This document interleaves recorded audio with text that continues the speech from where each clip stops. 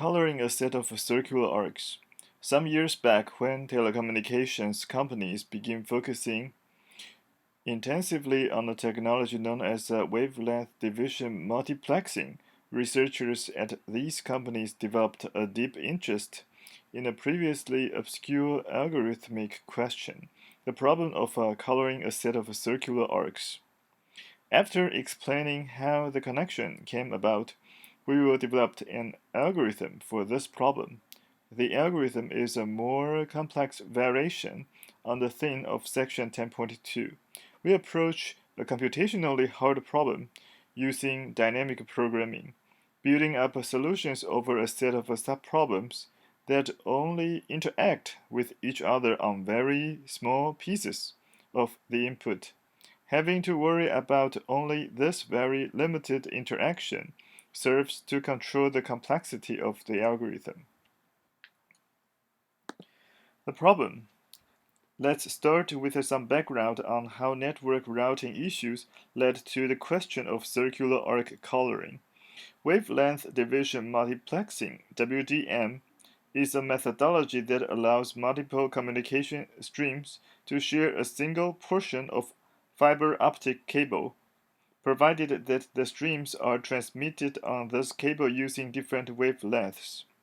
Let's model the underlying communication network as a graph G equals to VE, with each communication streams consisting of a path Pi in G.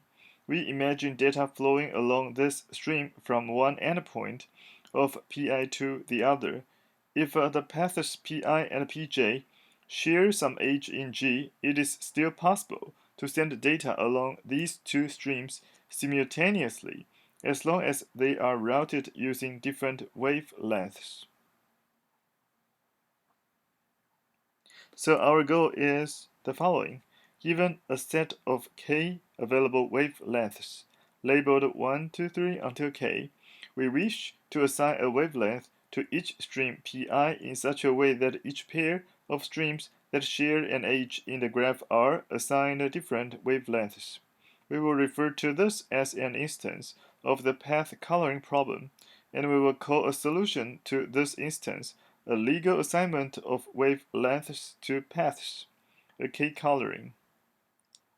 This is a natural problem that we could consider as it stands, but from the point of view of the fiber optic routing context, it is useful to make one further simplification.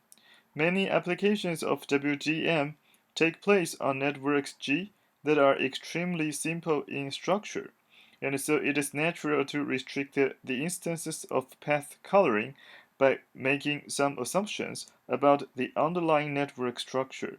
In fact, one of the most important special cases in practice is also one of the simplest. When the underlying network is simply a ring, that is, it can be modeled using a graph G that is a cycle on n nodes. This is the case we will focus on here. We are given a graph G equals to V that is a cycle on n nodes, and we are given a set of paths P1, P2, P3 until Pm on this cycle. The goal, as above, is to assign one of k given wavelengths to each path Pi so that overlapping paths receive different wavelengths. We will refer to this as a valid assignment of wavelengths to the paths. Figure 10.1 shows a sample instance of this problem. In this instance, there is a valid assignment using k equals to 3 wavelengths by assigning wavelength 1 to paths A and E, wavelength 2 to paths B and F, and wavelength 3 to the paths C and D.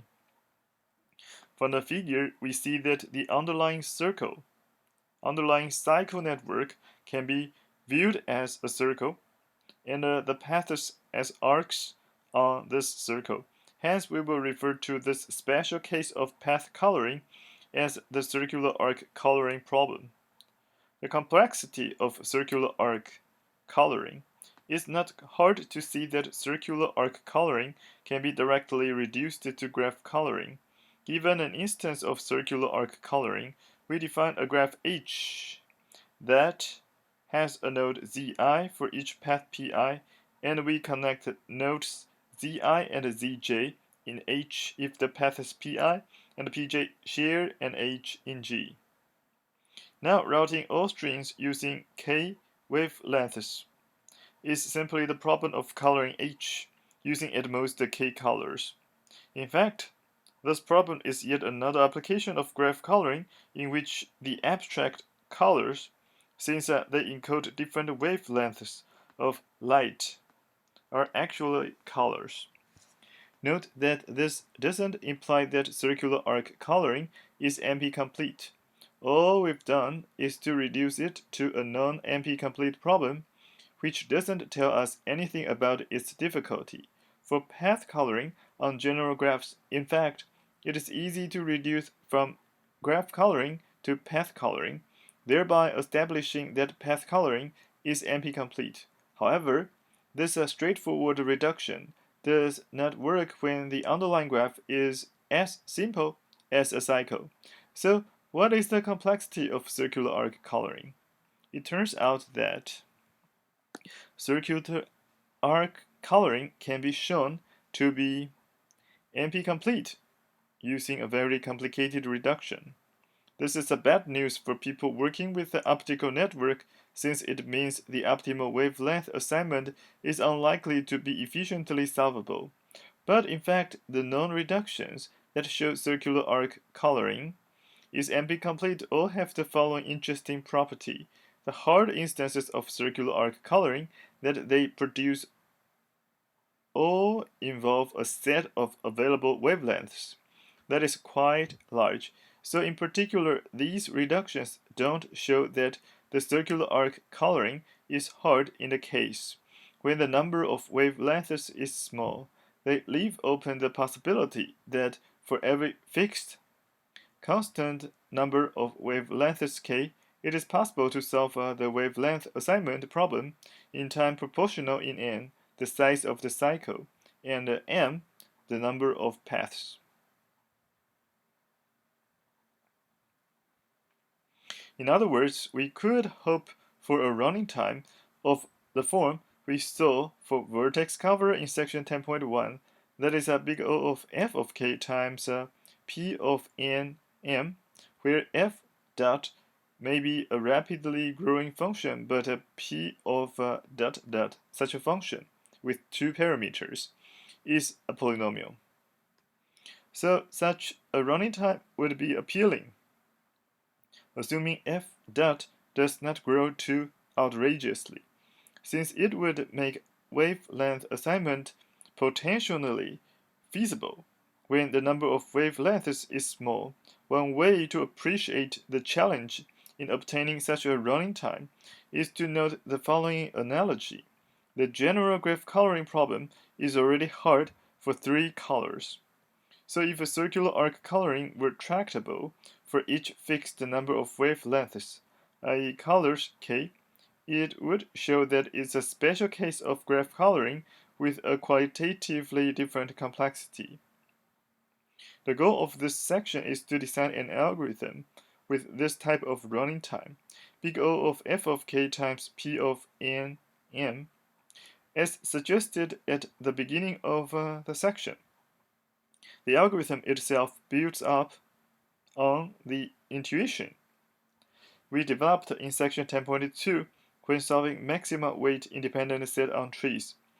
There, the different search inherent in finding a maxima weight independent set was made tractable by the fact that for each node v in a tree T, the problems in the components of T minus the set V became completely decoupled once we decided whether or not to include V in the independent set. This is a specific example of the general principle of fixing a small set of decisions and thereby separating the problem into smaller subproblems that can be dealt with independently. The analogous idea here will do will be The to analogous choose a idea here particular will be point to choose on the a cycle particular and point on the decide cycle and how decide to how to color the arcs arcs that to cross cross over over this this point. point. Fixing these Fixing degrees these of freedom degrees of allows us to freedom define a allows us series to of define a smaller and series smaller of smaller subproblems and on smaller the remaining subproblems arcs. on the remaining arcs. Designing the algorithm.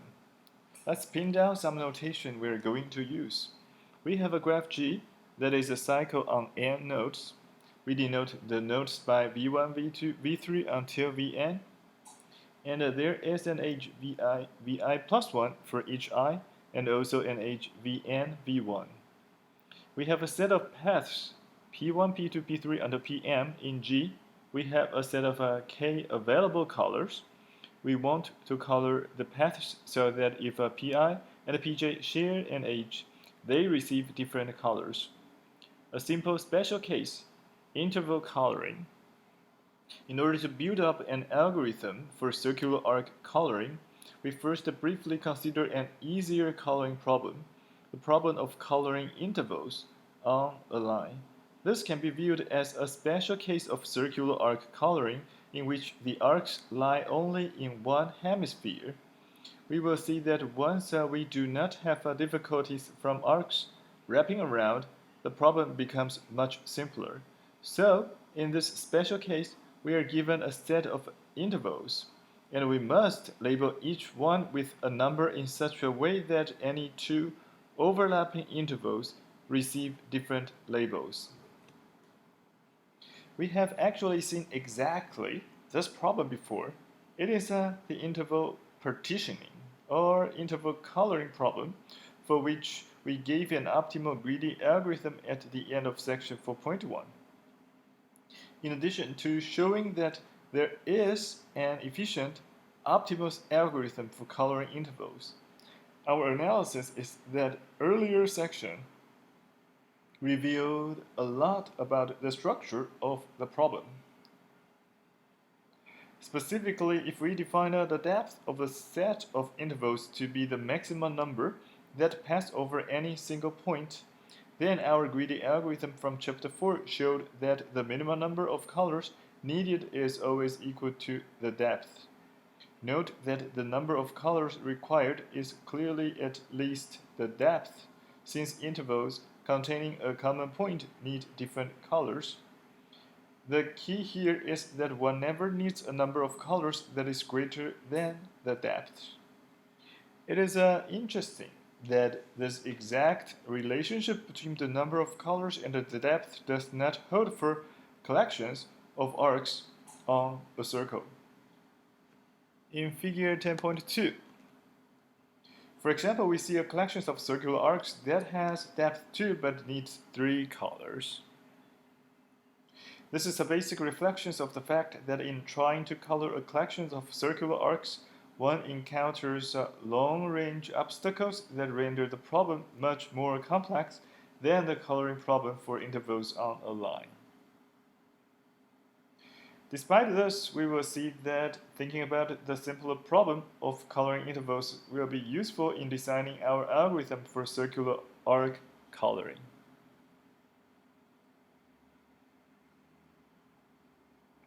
Transforming to an interval coloring problem, we now return to the circular arc coloring problem.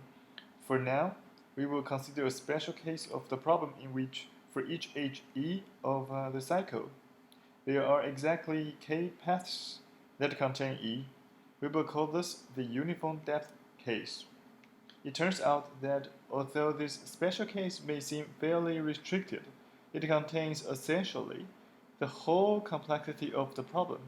Once we have an algorithm for the uniform depth case, it will be easy to translate this to an algorithm for the problem in general.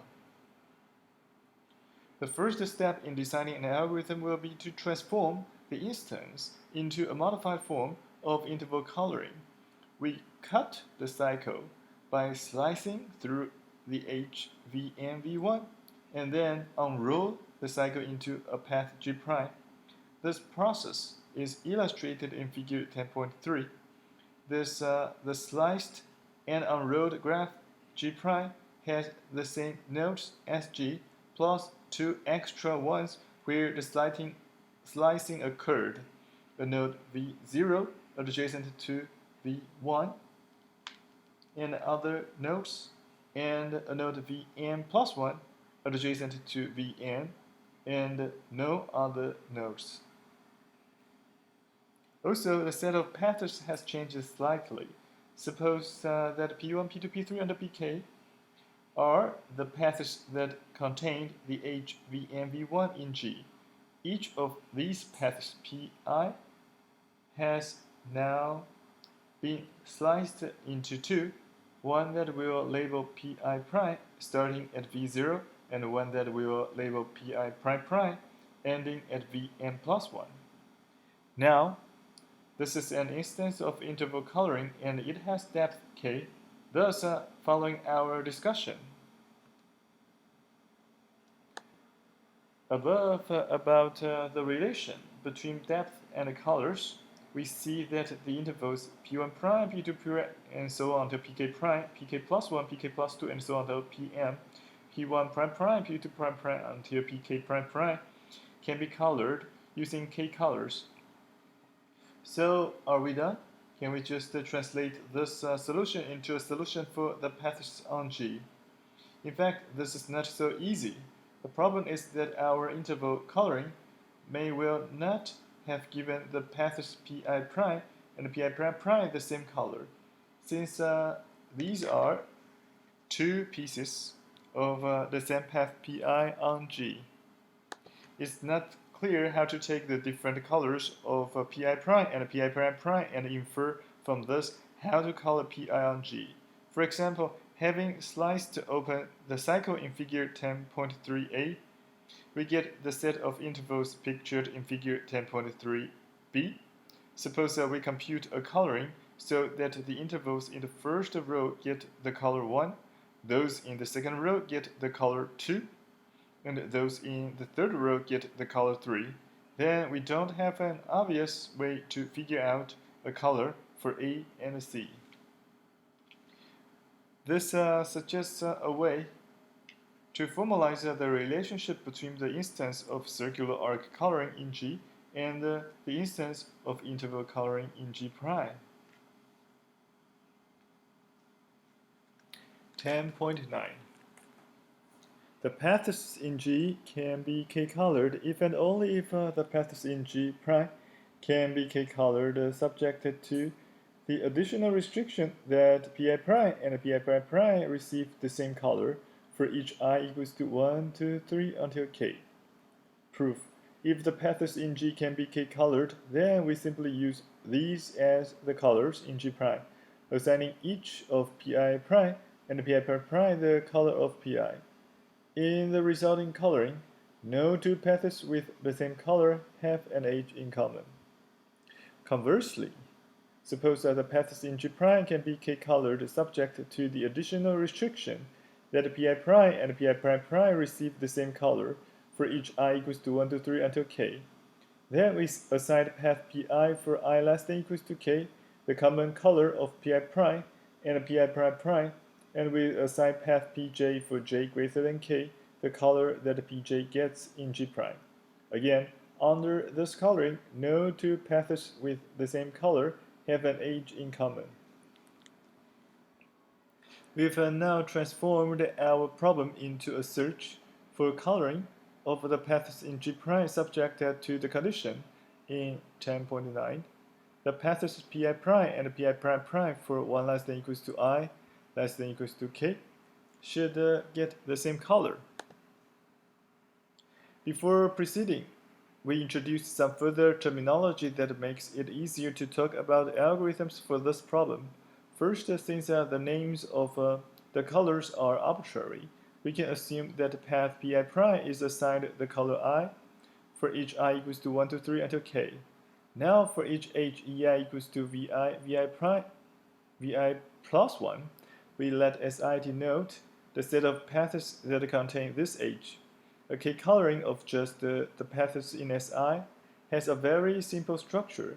It is simply a way of assigning exactly one of the colors, the set 1 to 3 until k, to each of the k paths in Si, we will think of such a k coloring as a one-to-one function f which maps from Si to the set 1 to 3 until k. Here is a crucial definition. We say that a k-coloring f of Si and a k-coloring g of Sj are consistent if there is a single k-coloring of all the paths that is equal to f on Si and also equal to g on Sj.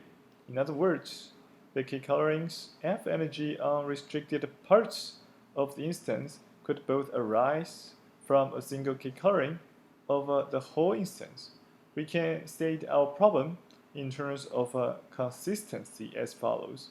If f prime denotes the k-coloring of S0 that assigns color I to pi prime, and f prime prime denotes the k-coloring of Sn that assigns color I to pi prime prime, then we need to decide whether f prime and f prime prime are consistent. Searching for an acceptable interval coloring, it is not clear how to decide the consistency of f prime and f prime prime directly. Instead, we adopt a dynamic programming approach by building up the solution through a series of subproblems. The subproblems are as follows. For each set Si, breaking in order over I equals to 0, 1, 2, 3 until n, we will compute the set Fi of all k colorings on Si that are consistent with f prime. Once we have computed Fn, we need only check whether it contains f prime prime in order to answer our overall question, whether f prime and f prime prime are consistent. To start the algorithm, we define f0 equals to the set f prime. Since f prime determines a color for every interval in S0, clearly no other k-coloring of S0 can be consistent with it. Now suppose we have computed f0, f1, f2, and so on to fi. We show how to compute fi plus 1 from fi. Recall that Si consists of the paths containing the age ei equals to vi plus 1, and Si plus 1 consists of the paths containing the next consecutive age ei plus 1 equals to vi plus 1, vi plus 2. The paths in Si and Si plus 1 can be divided into three types. Those that contain both ei and ei plus 1, these lie in both Si and Si plus 1. Those that end at node Vi plus 1, these lie in Si but not Si plus 1. Those that begin at node Vi plus 1, these lie in Si plus 1 but not Si. Now for any coloring F in Fi, we say that a coloring of Si plus 1 is an extension of F if all the paths in Si intersect Si plus 1 have the same colors with respect to F and G. It is easy to check that if G is an extension of F and F is consistent with F prime, then so is G. On the other hand, suppose some coloring G of Si plus 1 is consistent with F prime. In other words, there is a coloring H of all paths that is equal to F prime on S0 and is equal to G on Si plus 1. Then if we consider the colors assigned by H to paths in Si, we get a coloring F in Fi, and G is an extension of F. So this proves the following fact. 10.10. The set Fi plus 1 is equal to the set of all extensions of k colorings in Fi. So in order to compute Fi plus 1, we simply need to list all extensions of all colorings in Fi. For each F in Fi, this means that we want a list of all colorings G of Si plus 1 that agree with f on Si intersect Si plus 1. To do this, we simply list all possible ways of assigning the colors of Si minus Si plus 1 with respect to f to the paths in Si plus 1 minus Si. Merging these lists for all f in Fi then gives us Fi plus 1.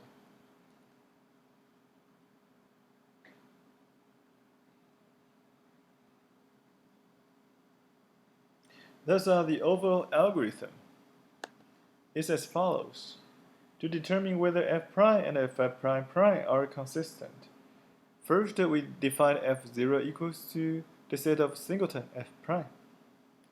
Now there's a for loop, double levels of a for loop.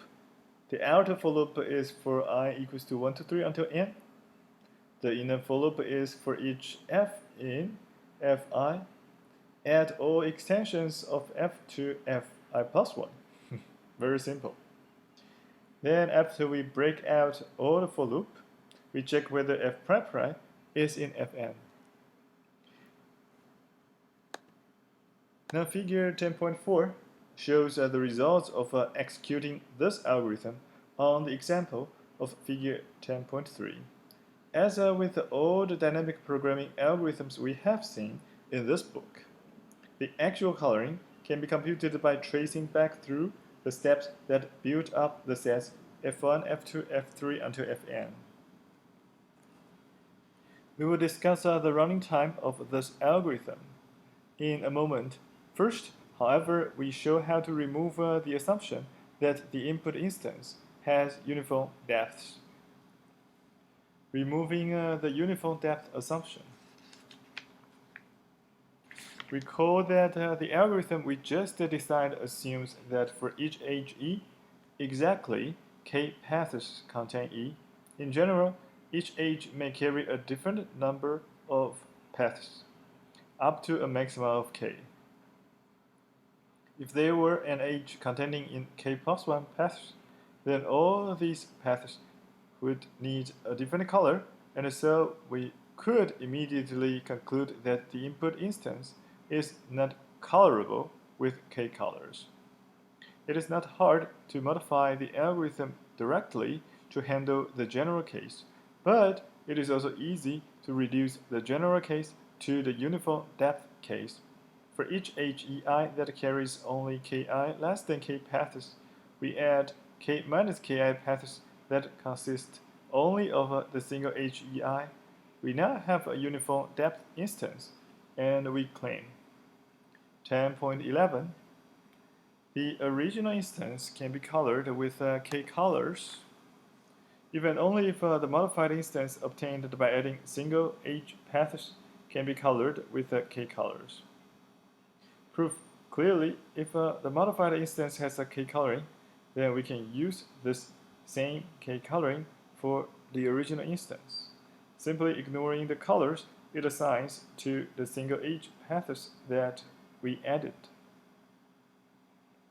Conversely, suppose that the original instance has a k coloring f, then we can construct a coloring of the modified instance by starting with f and considering the extra single H paths one at a time, assigning any free color to each of these paths as we consider them. Analyzing the algorithm. Finally, we bound the running time of the algorithm.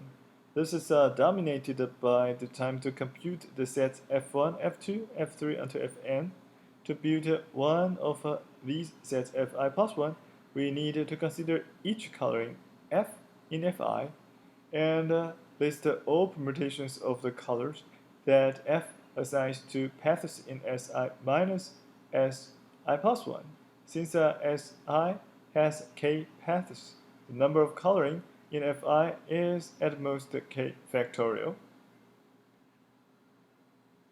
Listing all permutations of the colors that f assigns to si minus si plus 1 also involves enumerating a set of size L prime, where L is less than or equal to k, is the size of si minus Si plus 1. Thus, the total time to compute Fi plus 1 from one Fi has the form big O of f of k for a function f dot that depends only on k. Over the n iterations of the outer loop to compute f1, f2, f3 until fn, this gives a total running time of big O of f of k times n as desired. This concludes the description and analysis of the algorithm. We summarize its properties in the following statement. 10.12. The algorithm described in this section correctly determines whether a collection of paths on an n-node cycle can be colored with k colors, and its running time is big O of f of k times n for a function f dot that depends only on k.